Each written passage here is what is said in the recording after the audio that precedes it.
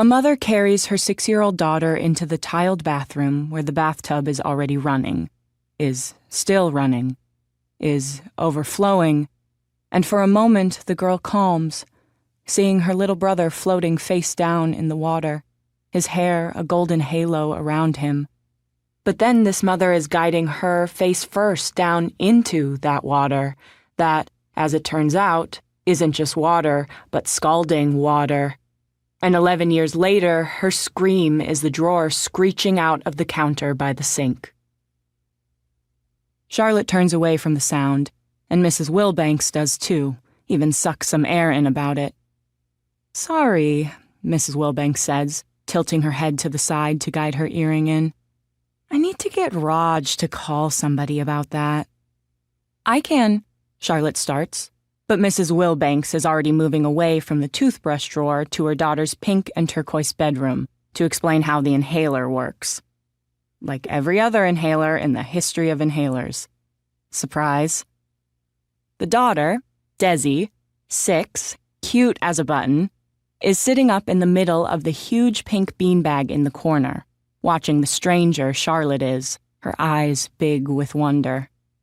Charlotte sneaks a wave to her, and Desi's dimples appear right when she's shying away. "Mom! Mom!" Desi says to Mrs. Wilbanks in a whisper that's louder than her real voice can possibly be. "Your dresses!" I know," Mrs. Wilbanks says about the zipper up her back that's flapping open. "I've written everything down in the kitchen." She goes on, walking and talking again, leading Charlotte down the hall into the master bedroom, neatly stepping around the lamp table, which is pretty much asking to be tipped over. "But you'll be fine.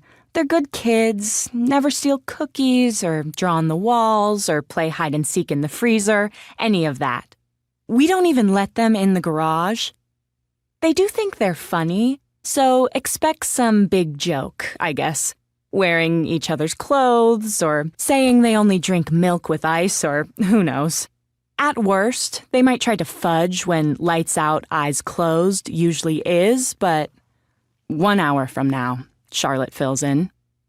"Is it 8 already?" Mrs. Wilbanks says, her eyebrows coming up in panic. Shit.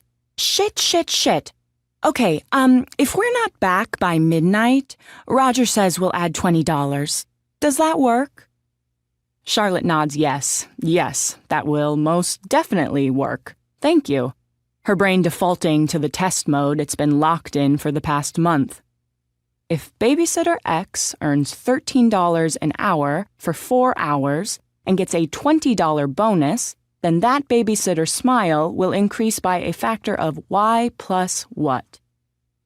She rubs her forehead with the pad of her finger, trying to smush that kind of thinking away for just 5 minutes, please. "I just want the two of you to have a good time," she says, stepping in to work that zipper up.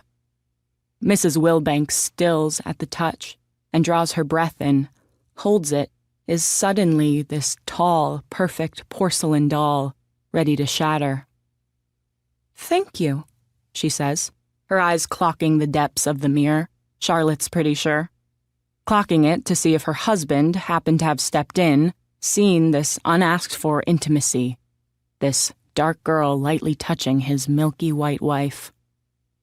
"Full-service babysitter," Charlotte says, taking a long step back into her own space like the help she is.